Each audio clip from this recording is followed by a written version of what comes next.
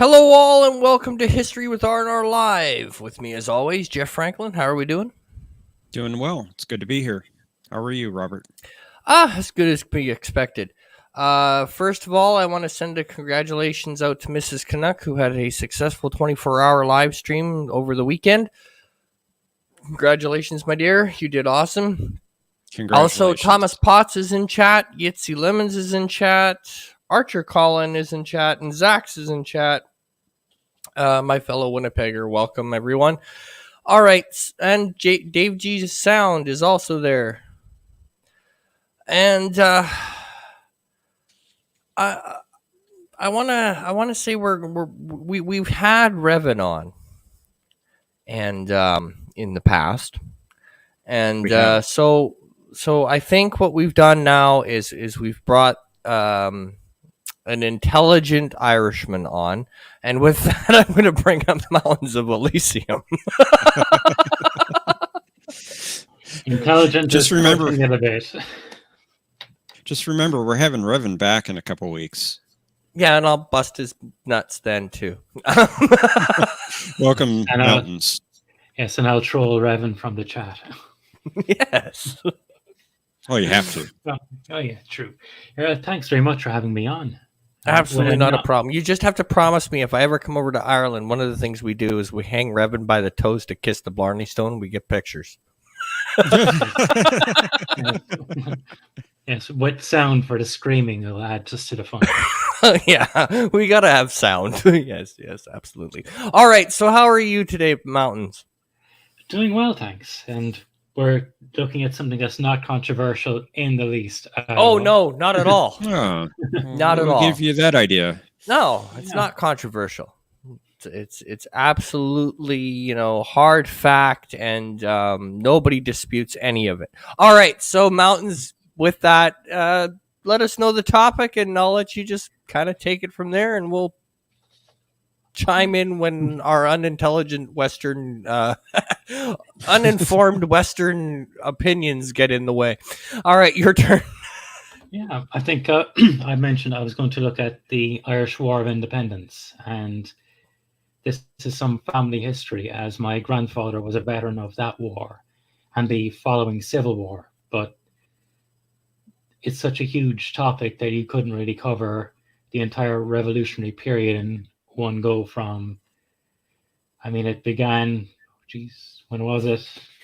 Hundreds of years ago, through all Irish history, fighting. And then the latest one was 1916, really was when it kicked off in a violent method until the Civil War. And I suppose some of the background would be good to cover, just to let it know That'd be helpful. Manning, Sinn Féin, just to give a interesting anecdote, were the main party involved in the push for the independence. But when they set out, they weren't looking for full independence at all. They were looking for a dual monarchy on the model of the Austro-Hungarian Empire, that Irish would look after our own affairs, that Britain look after theirs, but we'd have common foreign policy and the king, which for Sinn Féin, when they began, were a monarchist conservative party, and they're the opposite now, a socialist Republican party. They ended their first meetings with "God Save the King," which, if you told Manny and the Modern Party, might raise an eyebrow or two. Yes.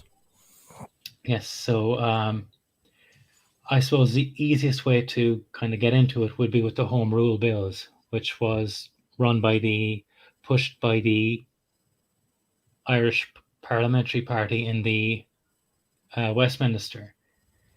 And there had been a lot of agitation for this, and William Gladstone began to push it from the British side with bringing in the Home Rule Bills, which gave very limited self-government in the hopes that it would stave off violent conflict.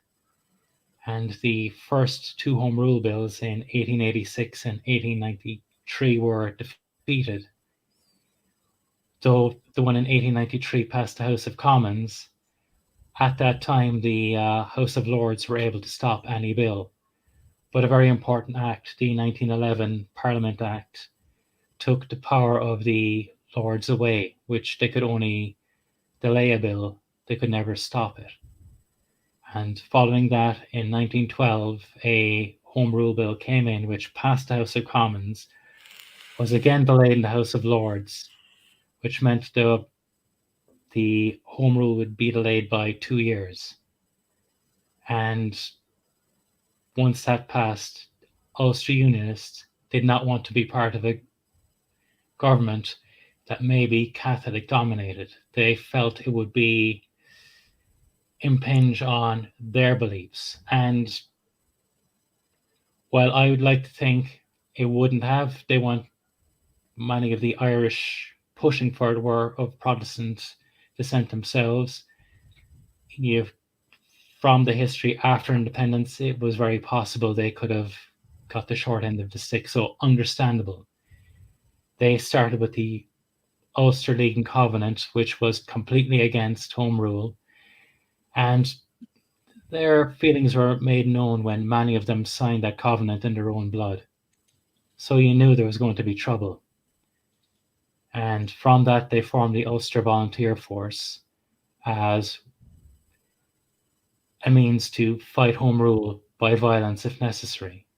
And to counteract that, the Irish volunteers were set up to counteract them by violence if necessary. And luckily, World War I happened, which ended the bloodshed. So there you go. Yes. Luckily, now, because it was due to come true in 1914 and World War I broke out, it was agreed to delay it because there were greater events going on in the world, and this would be something that would distract too much from the war effort. And both sides, the Ulster Volunteers and the Irish Volunteers, were willing to fight to show that they wanted to remain loyal.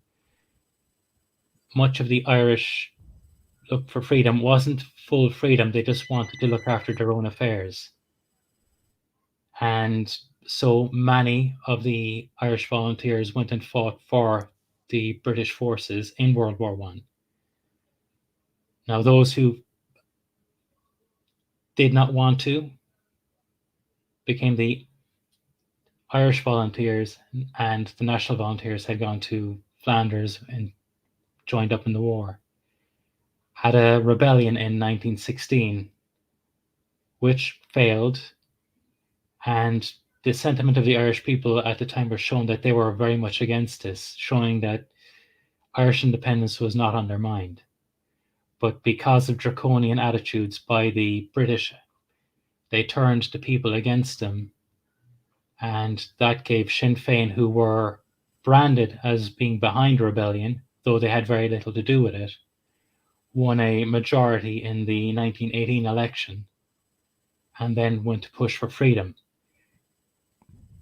The 1918 election returned, let's see if I have my notes, returned a vast majority of, yes, they won 73 seats out of 105.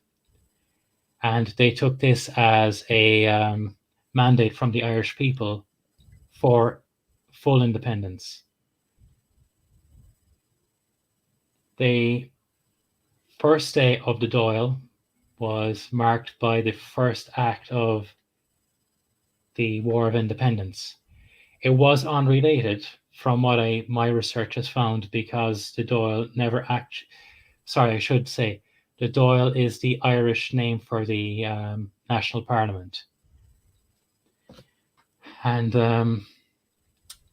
pardon me, while in their manifesto, they said we will look for Irish freedom by any means necessary.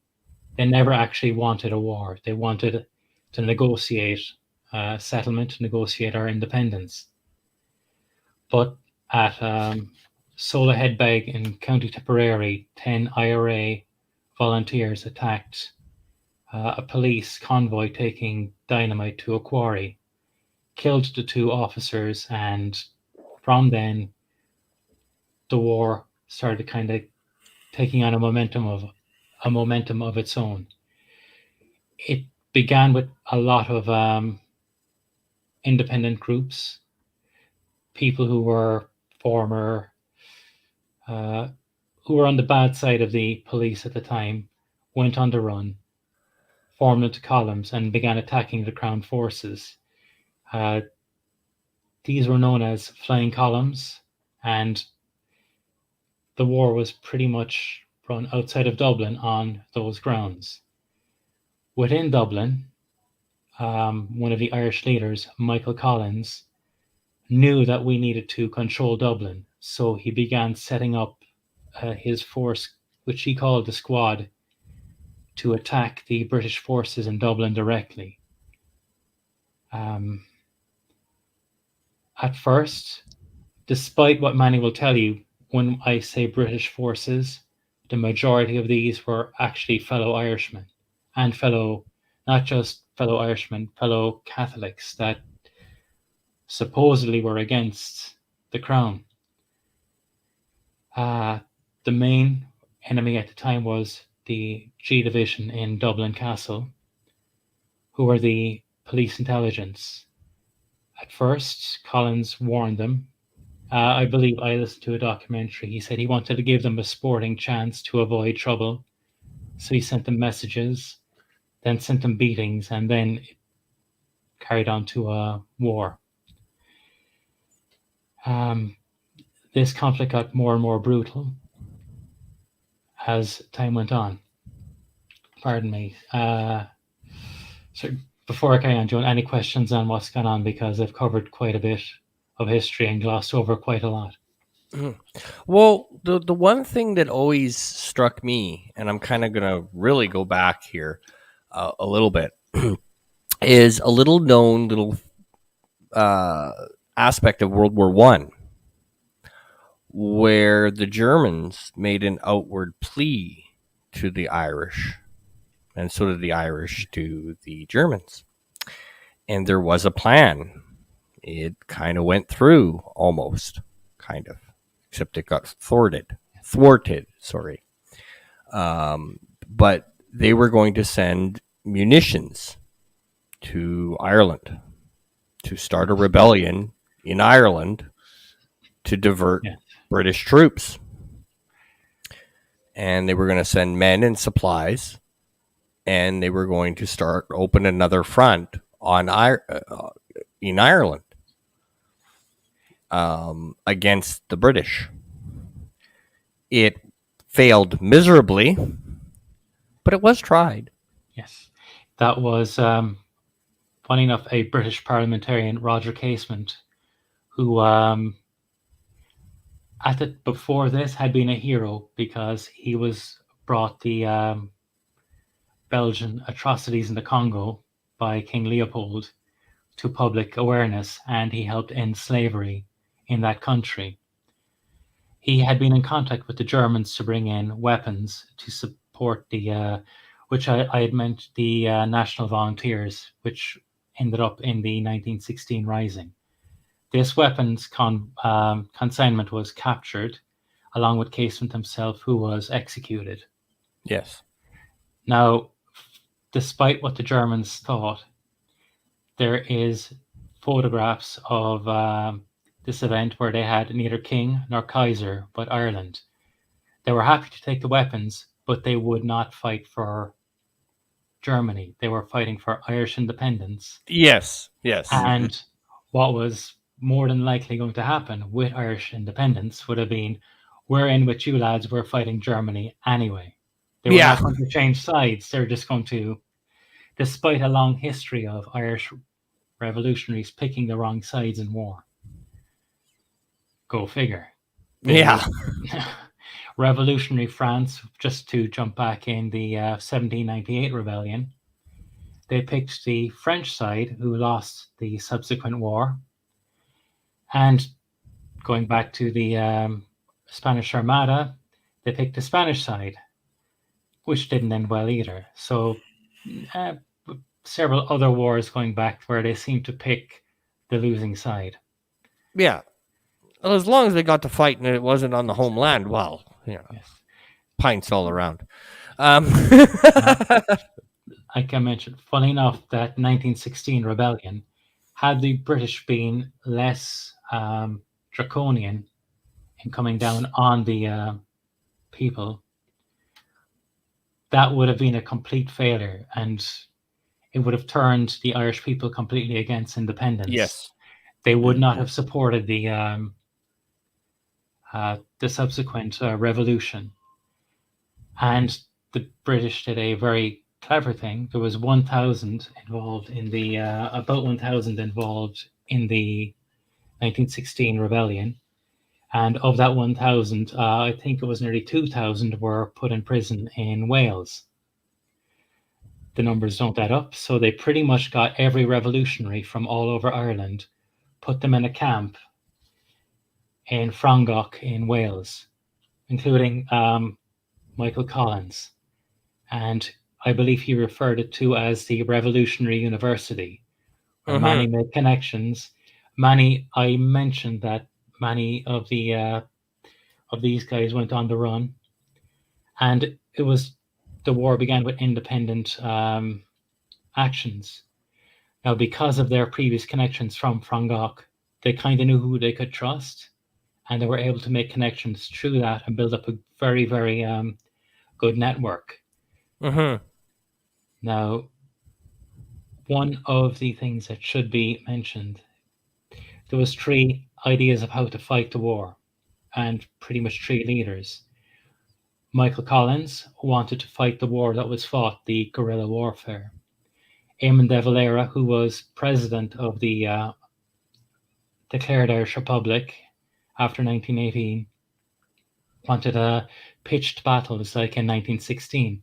He himself had been a leader in 1916, was supposed to be executed, but because he was born in New York, that was commuted to life in prison. And at the end of I believe was it 1916 into 1917, there was an amnesty granted, which is after all the guys were released from the prison camp. Yeah. And there was another, Arthur Griffith, who became the political leader after the Civil War, after the War of Independence, wanted passive resistance. And Griffith was the original founder of Sinn Féin, who wanted the dual monarchy. He pretty much got carried along with the nationalists because he had to. He kind of nailed his colours to the mast, and others took control of the boat, and he was still stuck on it. So, yeah. So, in the end, pretty much all 3 methods were tried. The passive resistance was many of the RIC and members who would work with the British government were boycotted. Rail workers refused to carry British troops or British goods. If you worked for the British forces or British administration, shops refused to sell you food. They wouldn't talk to you. Local people shunned you. And supposedly this was very, very effective, that it stopped recruitment to the RIC, which was the Royal Irish Constabulary. It alienated many of them. They became disheartened and did not want to fight the war as hard as, if they wanted to suppress it militarily, they did not fight it as hard as they needed to. The British did not bring in soldiers so much because that would legitimize the Irish Republic, because they could say, hey, look, they're bringing soldiers here. They must be fighting another country. Why would you use soldiers against your own people? Yeah. Around this time, at the at the peace accords after World War One, the Irish delegation did go looking for independence, which was promised to, that people looking for their own country within Europe would have a voice. But because Britain was one of the main allies, they were pretty much told, stay outside. Yeah. They were not even entertaining. We'll talk to you later. We'll talk to you later. Yeah, kind of. But we'll talk to you tomorrow. Which tomorrow? Yeah. Someday. Yeah. Now, this was it was unlikely that they were ever going to get anywhere, because I believe it was Woodrow Wilson was the the American president at the time, was not a fan of Irish looking for independence, and had a bit of animosity towards it. De Valera himself left Ireland at the time to get support from the American people, and he did do quite a lot of campaigning in America, got a lot of support, which kind of helped keep the British from going too far, pushing the military side of things. Both sides were almost caught up. Had the British brought in soldiers, that would have been a propaganda coup for the IRA and the Irish side. However, the Irish could not fight a war. They could not bring in weapons. And actually, there's a little anecdote for my own belief why that was happening. There was problems getting weapons in. But being an island, you needed to come by sea, and the British Royal Navy was the greatest in the world at the time. Yes. Right. But also, there was a problem with spies, and what happened with Roger Casement, he did not want to repeat, so very often things did not go well. Actually, as I mentioned before I go back, with the infiltration, there is a myth that British intelligence never knew about Michael Collins or never knew what he looked like. This wasn't true. There was a guy called Jameson was his nom de guerre, and I'm trying to. I have, as I mentioned before, I have a load of notes here. He was a British sergeant who pretty much was recruited, came over from England, said he had access to weapons, and got to see Collins pretty much straight away. Now, Collins, from my research, believed him, but none of the guys around him knew. And before, it was it was Burns was the name of the guy. Before Burns had infiltrated Collins, the British did not really know Collins was the power behind the throne, was the guy running things. But once he met Collins, he saw how everyone deferred to Collins, and then Collins became the number one enemy of the Crown forces. Collins' men didn't trust him, but Collins himself did. Now, how he didn't spot him coming with his balls in the wheelbarrow, I don't know, because it took that to see him. Because Collins' spy network himself was just sheer brilliant. Collins knew every dispatch coming into Ireland from Britain, because all of those decoding the British information in Dublin were working for him. From what I was told, they sent in a message, they put a carbon copy for the British authorities, and they had another copy for Collins, which was sent out that evening. He had the whole thing infiltrated. So the fact this guy had the nerve to do what he did, nothing but admiration for him. Yeah.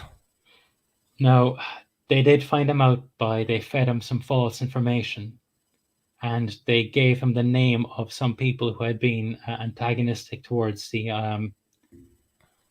IRA, and their house was raided on his information. So they knew when they saw that happening, Jameson was not on our side. So he was taken out to the woods and dispatched. Yes. But that's one way to say it. Yes, it kind of, let's be honest, both sides did some nasty things. Yes. And those people who did it on the Irish side were Colin's squad. Now, they were the hardcore recruits, and in later times. They were staunchly with him in the Civil War and were some of the most brutal people in repressing the opposite side of the Irish Civil War. But we can get to that later. Uh, but so a lot of the people initially recruited, Collins asked them, "Can you kill a man on my say-so? Just on my say-so, you will be asked to shoot a man. Will you do it?" The majority said no. I need to know, have a reason. I could not kill a man in cold blood. Yeah. These people who were recruited could, or rather did, and it became a lot of tit-for-tat violence. They would assassinate British authority, policemen, sympathizers, anyone who was working against them. And how they operated out of an office. They kept regular office hours, and some of their staff was pretty much the equivalent of trolling through Facebook at the time. They went through society. One of their jobs was to go through the society pages every day and get information on British figures in Ireland, because many of them would be seen out and about in Dublin. They wanted to be seen. Yeah, of course. So they'd get a lot of information on them. And just from my own family history, that was my grandfather was in the Cork area of operations. That was his area. He was, I believe, intelligence and logistics. And some of the story, well, we didn't get much stories out of him, but my father did tell him how he did get information out of people, and he said it was frightening. The ability of these people, how they were trained. That, if you don't mind, I'll just share an anecdote about that. My dad asked him once, "What did you do in the war?" And he said, "I'll show you." And he walked into a bar, picked a guy at random and found out the man's name, his address, where he lived, where he worked, gave away nothing about himself and walked out. So he said, "I found out everything I needed to get him." Yeah. And that was just, to me, that was frightening. Yeah. These guys had that ability, and they were fighting against people who had an equal ability, because the British intelligence were the best in the world. And one of the most infamous events of the war was known as Bloody Sunday, where Collins knew the British intelligence were looking for him, and knew they had a lot of information on him, because he had snuck himself into Dublin Castle, where they held all the records on him and the IRA, and he'd read his file, read what they had in him, and they said, "These guys can get us if they want." The movie Michael Collins, if you've seen it, pretty much show that. So his belief was that the information is no good without the man who compiled it. Mm-hmm. So they ordered all of these men should be executed. And sorry, I'm just going to look through my notes here. Yep, no worries. Pardon me. That's okay. Yeah, as I mentioned, I have quite a few pages of notes, and I didn't put them in proper. Here we go. The event was called Bloody Sunday, and it happened on the 21st of October in 1920. And in that morning, hitting people, the British forces, Collins sent his men out to assassinate the entire intelligence community, and 9 of their officers were killed, along with some police who were keeping guard on them. Those who weren't ran to Dublin Castle for protection. And this pretty much wiped them out. The British intelligence were not much after that for a long time. It took them quite a while to start building up forces again. But on the same day, in retaliation, the British police went into a football game in Croke Park in Dublin and shot 14 civilians, and shot 14 civilians dead, injured another 80 with gunfire, and the crush, obviously, people trying to get out of the stadium. There would have been mayhem. Yeah, of course. Right. And to be fair, I have to say the British press was very, very balanced from what I've read. I believe it was the Manchester. I read an article from the Manchester's, I think it was Standard, or was it Liverpool paper, where they mentioned the British forces claimed that these people who were at the game were IRA sympathizers who shot at them. The Irish side obviously would deny that. Now, to be fair, there probably were IRA among the crowd.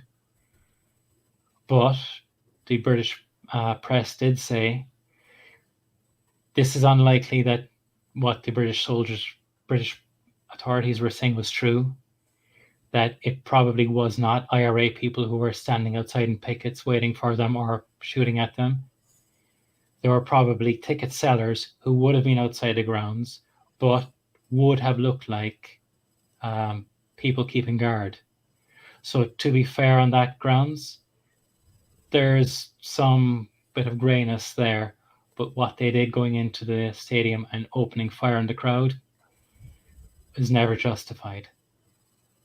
And later that evening, 3 prisoners were shot trying to escape. Air quotes, shot trying to escape. Which is escape. yes, shot trying to escape. Which happened in many incidents around the country.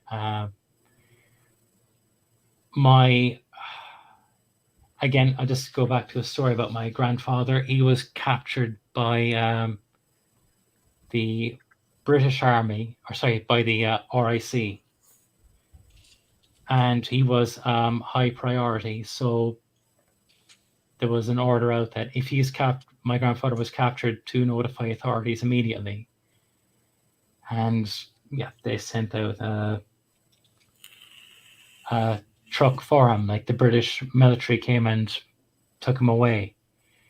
Now, when he was held by the RIC, he was told, if any British forces are killed today, you're getting a bullet. You're going to be shot trying to escape. So they kept the gun, put a gun in his mouth, and waited for the soldiers to come. They put him in the truck, drove off. 10 minutes later, a dispatch came out that 2 English soldiers had been killed in Cork. So 10 minutes later, my grandfather would have been shot trying to escape. So it happened all over. That is insane. Yes. Talk about close call. Yes. Mm-hmm. Now, my grandfather was beaten. He did not have a pleasant time, but he never held animosity towards Britain. He pretty much had the Collins attitude that many of them were doing their job. They were trying to keep a country that they saw was theirs, and don't hold animosity against the man you were fighting. He was only doing his job. Badly, yes, but only doing his job. The animosity should be held for the government. Yeah.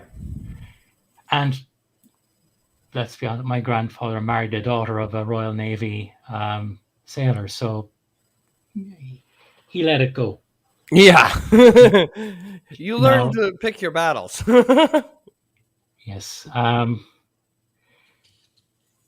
Now, that event was one of the more infamous. I went through trying to do my research for this. The more you research everything you listen to, everything you watch, everything you read, there's 3 sides to every story, and all of them contradict each other. Yes. And then you read the next one, it's 3 sides again and contradicts itself. Well, usually it's their side, the other side, and then the truth. Yes. Generally.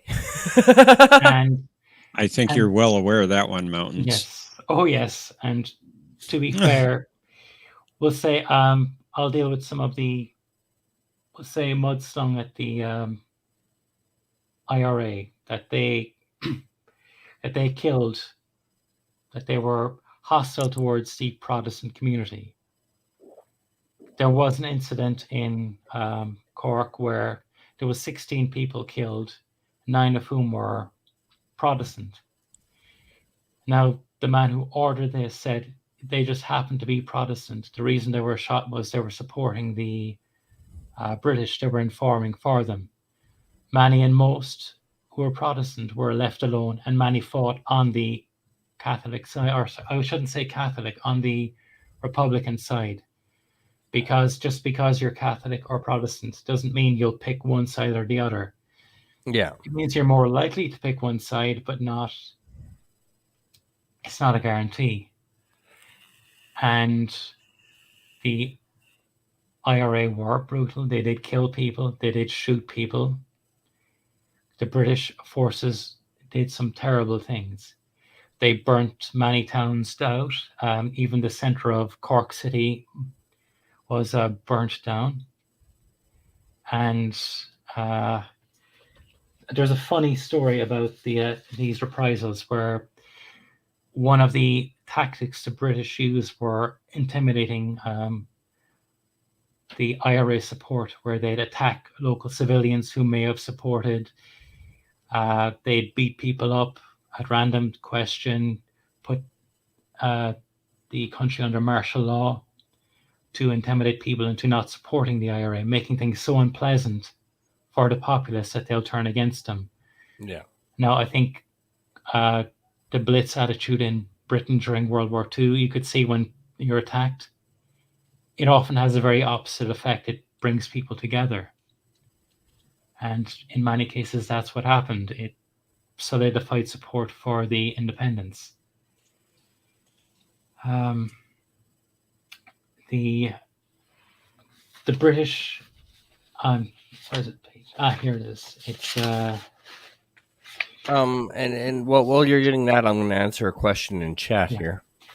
NB Geek says history with R&R. I do not yet learn why Protestants and Catholics hate each other.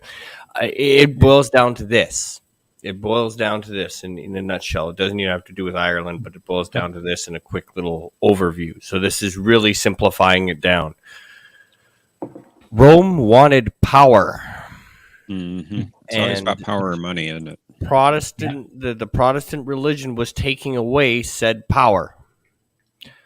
The Pope, as long as everywhere was Catholic, had influence and power.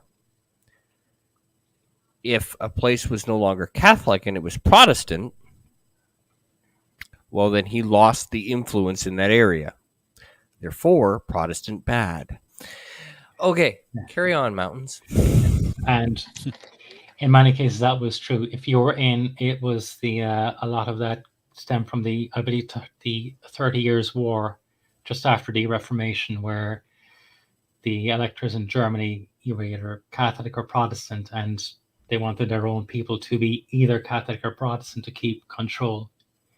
In many cases, it's all about control. In Ireland, we are under a Protestant monarchy that were afraid of that very thing you said, the Pope having power.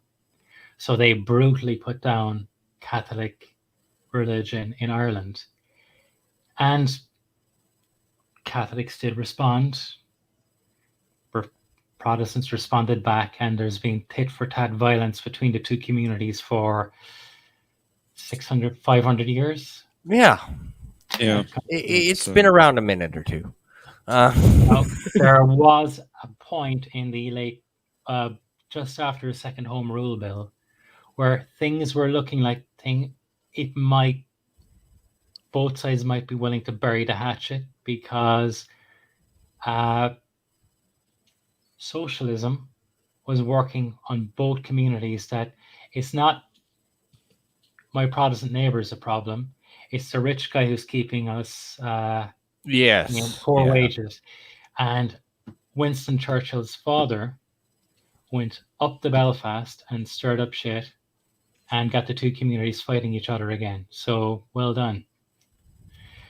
And I will come to that near the end. His son, Winston, was on the negotiating side for the British in the treaty negotiations at the end of the War of Independence. But just to return to a quick thing, the British never mentioned that there was any reprisals or anything happening in Ireland. Basically, they said it was all the murder gangs of the IRA were at fault. Was it one of the British MPs kind of put it best? It seems agreed upon there were no such reprisals in Ireland, but they are having very good effect. Now, I think I'll cover one or two more things, because all that I mentioned before was playing into England's hands, that this was murder gangs, people just out causing trouble, Yeah. murdering innocent British authorities. And some of the actions from the West Cork Brigade of the IRA, which my grandfather was a part of, and De Valera's influence in Dublin in a raid on the Custom House, helped the British, who, in all honesty, had been looking for a way to end the violence, but they couldn't, because they had said the IRA are murder gangs and you don't negotiate with terrorists. Yeah. So once they labeled them, they backed themselves into a corner. Yes. So on that note, before we go too much further, I do kind of want to ask you a question on the IRA, but more from less of a historical, fact-based question, as more of your personal feeling. As far as how they were reported, how they go down in history, how history sees them. By history, I mean public opinion, etc., and stories written on them and such, so forth. So, do you think they got a fair shake? In some ways, there's a difference between how the IRA from the 1920s were reported on than the IRA from the more modern times. Okay. In some ways, I don't account, because the IRA of more modern times were involved more in Northern Ireland, though they had activities in the South as well and in Britain. I don't know where they, like with the original, was it their actions brought the British to the negotiating table or not? I don't know. And there was some nastiness done in modern times. And you know what, if I transfer that back, pretty much similar stuff was planned at the time. The IRA at the time pretty much kept to Ireland, the island of Ireland, but things were really escalating near the end of the war, and they had plans to take the war to mainland Britain, or should I say, as I call it, Ireland's offshore island. Yeah. But do you think they got a fair shake? Do you think that they got a fair shake in the sense that because you end up with, let's just kind of extrapolate World War II. 90% of the stuff that is written about World War II, it's 90% German bad. Even when the Germans didn't do something bad, it's German bad. Yeah. And that's the end of the story. That's all you need to know. German bad.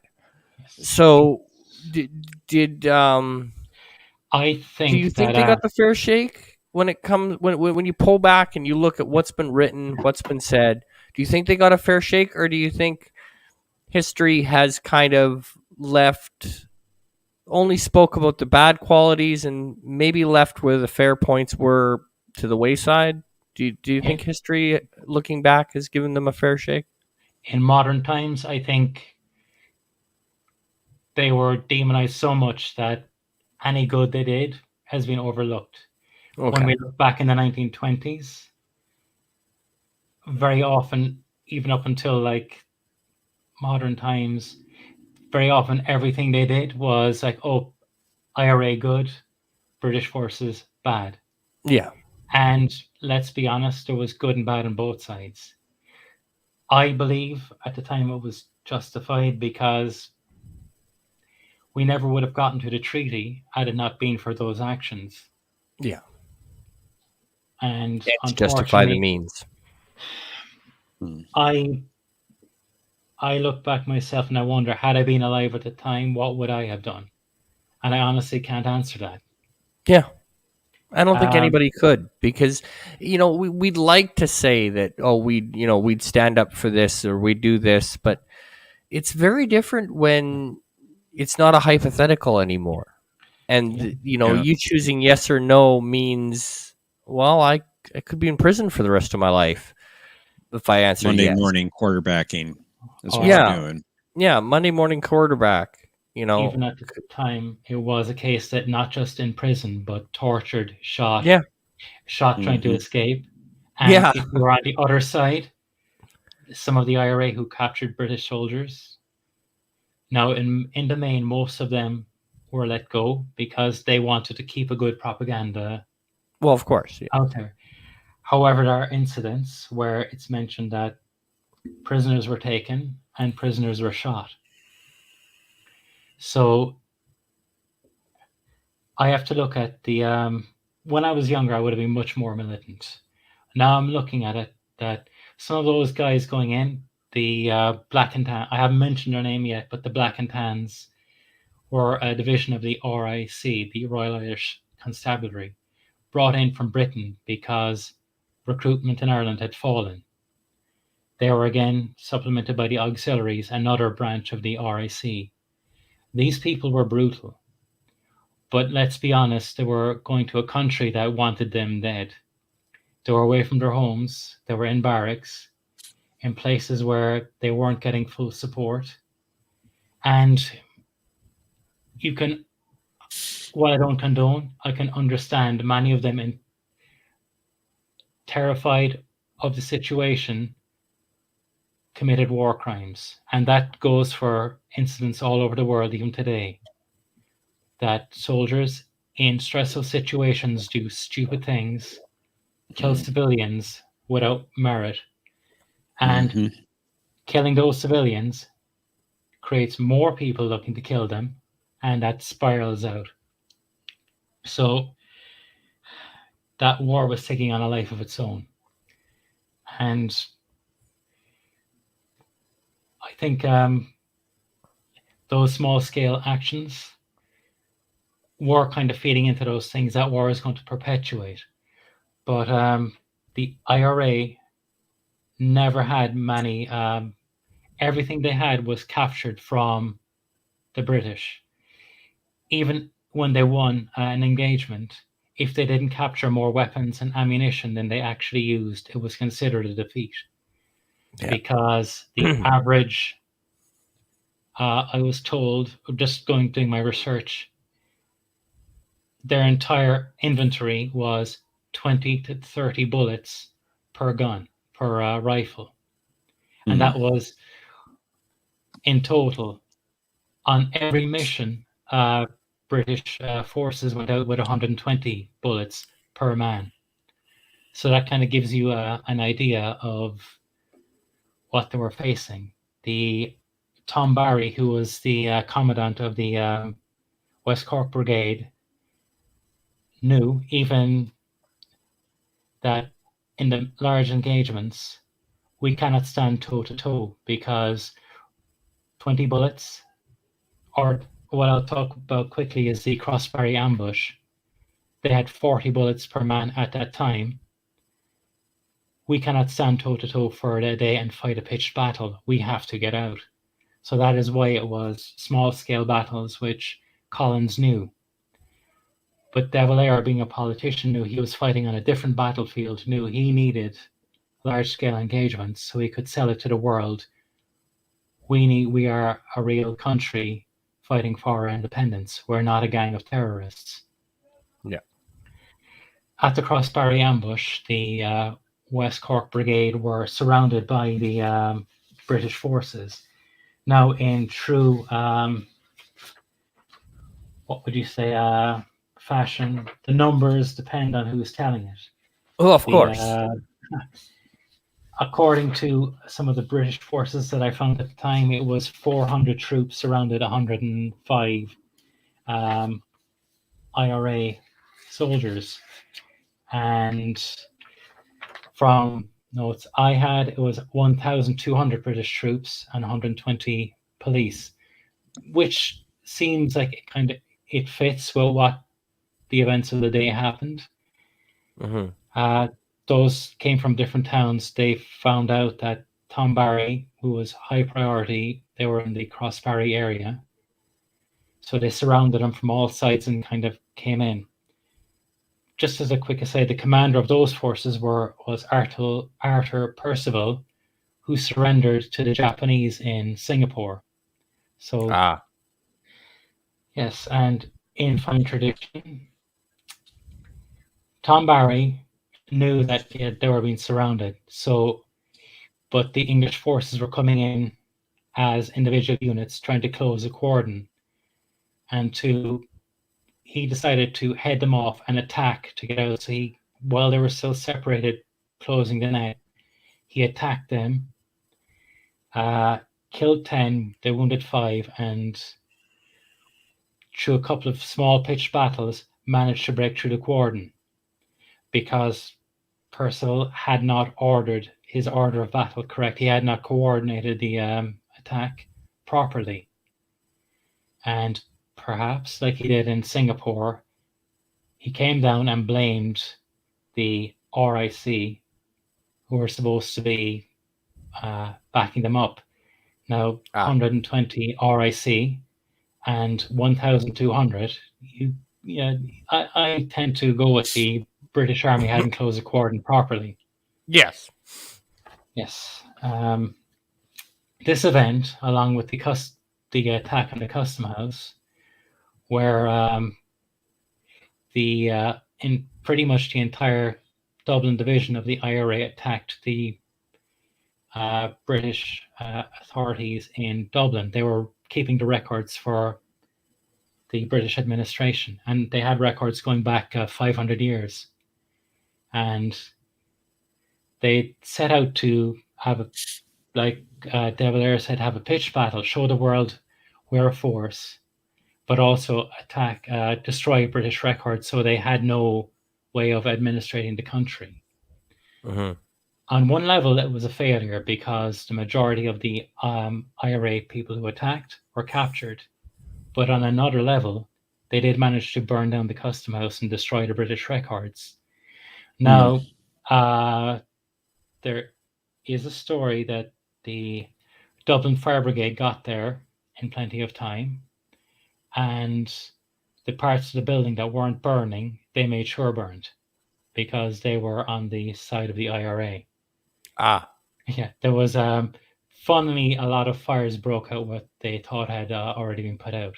Oh, I don't know how that could have happened. Yes, and it was I had been listening to an interview with one of the guys who was there, one of the Dublin Brigade, and he'd mentioned, funnily enough, the police wondered, are you just incompetent that you kind of put out this fire? And no more was said. But because of this event, King George actually had been sick of how the British had been behaving in Ireland, but he couldn't ask for cessation because the way the British system worked, that would have been overstepping his authority. Yes. The South African Prime Minister, who was friendly with the king, drafted some proposals. They took it to Lloyd George, who was British Prime Minister at the time. And they managed to, I just realized I'd skipped over one of the incidents during the war was Ireland was given home rule during the war, but they partitioned Ireland. And during the partitioning speech, King George asked for peace in Ireland, going by what Lloyd George had given him. This gave Lloyd George the authority to go and negotiate with De Valera who was the political leader in Ireland. And this brought about the truce. Now, in some ways, this was lucky because the IRA were running out of weapons, running out of bullets. They could not sustain it. Britain could not defeat the IRA, and they had to upscale it. So neither Yeah. side wanted that war. And Churchill had the plan to put the civilian Irish population in concentration camps, and anyone who wasn't in a camp would be seen, who didn't voluntarily go into a camp, would be seen as an enemy belligerent. Yeah. Neither side wanted that. No, that would not have And gone over well. to militarily defeat, that's possibly what they needed to do, but that's not something that would have won any hearts and minds. No, that would have gone over like a lead balloon. And so pretty much the treaty was it. Collins himself knew he did not want to go back to war. De Valera knew in the subsequent negotiations he could not get what he wanted. So he backed out of negotiations and put Collins in his place. And a small delegation went to, after the truce in 1921, to London. And let's see, 2 moments. As I said, I have my notes here.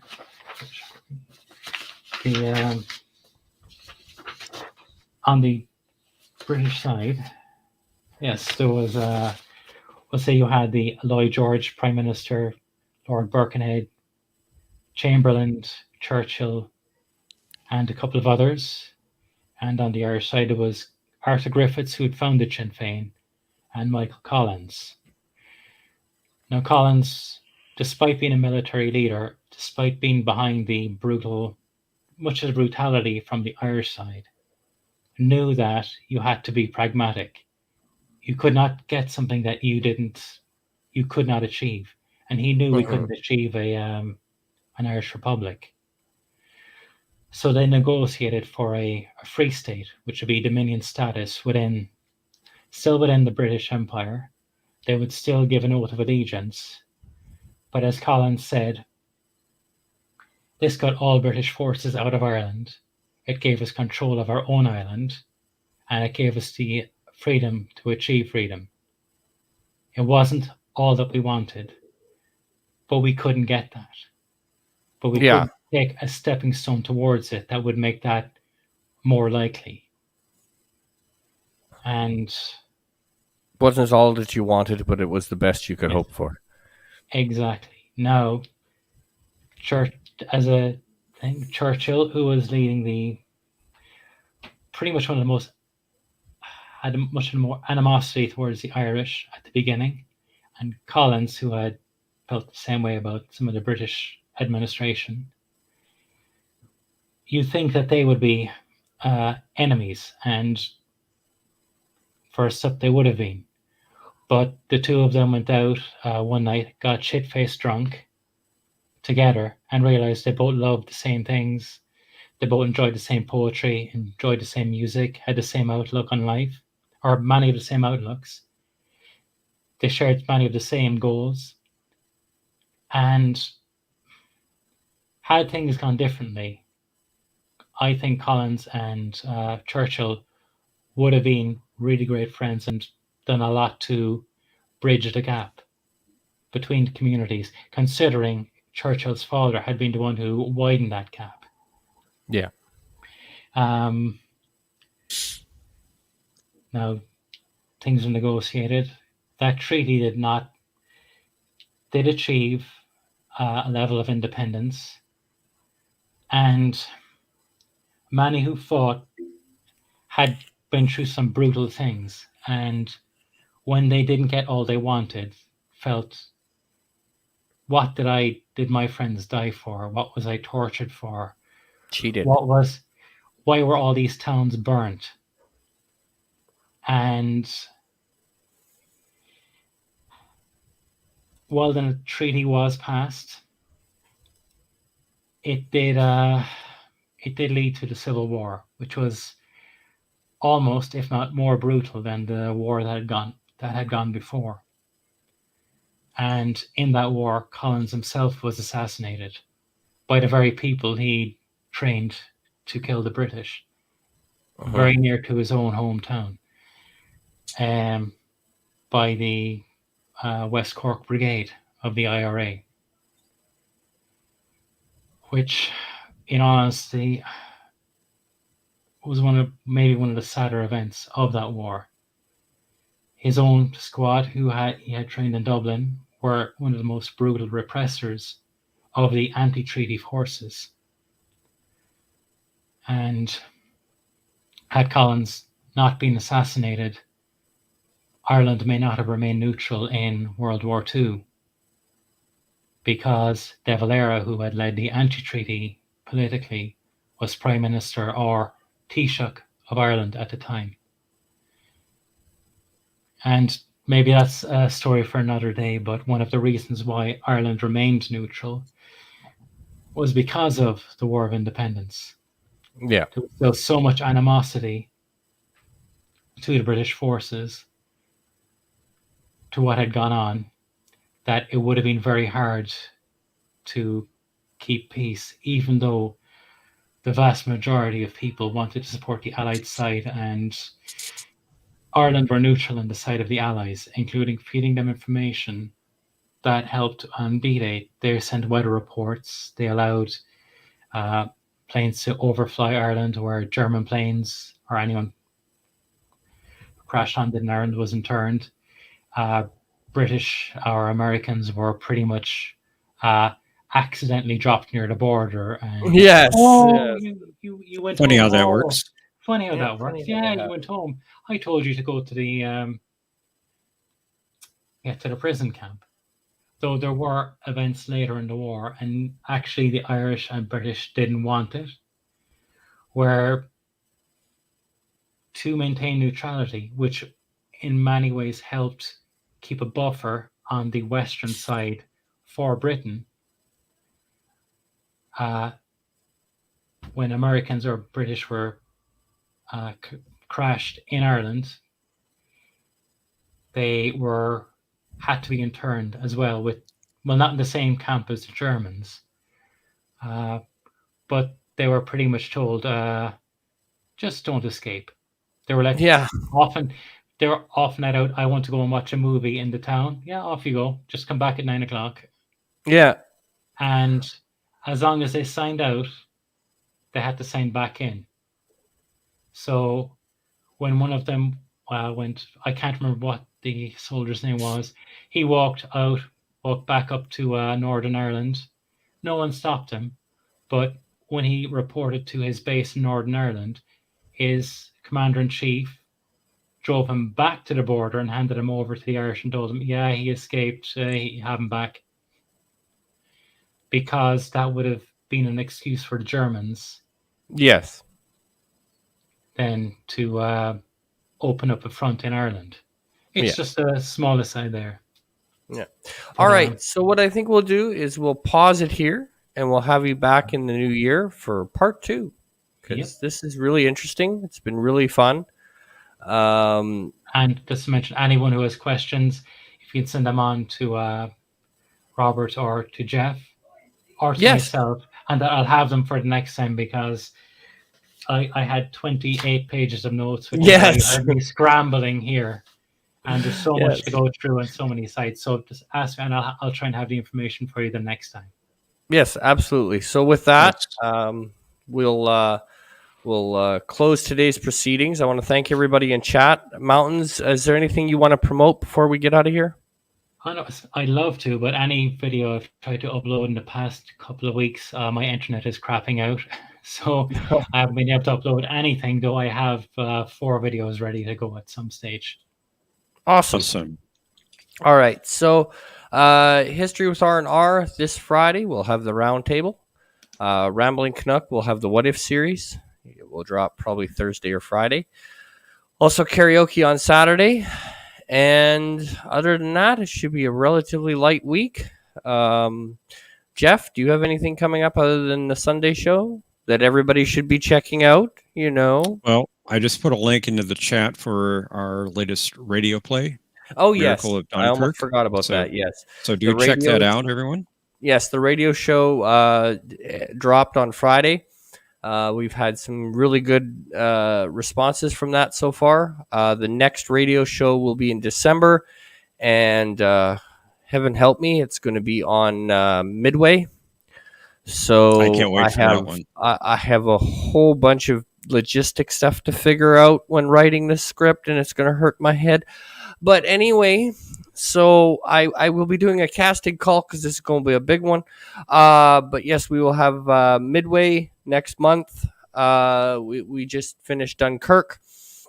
It went off very well. I thought it flowed well. And of course, you do have to hold off at the end because I think I wrote one of Jeff's better lines. But I got some just comments me. on that one. I'm a little biased on that one, but I think it was one of the better end lines for Jeff. I still haven't hit Richard levels, but I'm getting there. Well, that's hard to do, Richard. That's hard to do, but just amazing lines. So yes. Question with of Trek that- is coming Sunday at 4:30 Eastern, 3:30 Central. Yes, and with that, thank you and good night.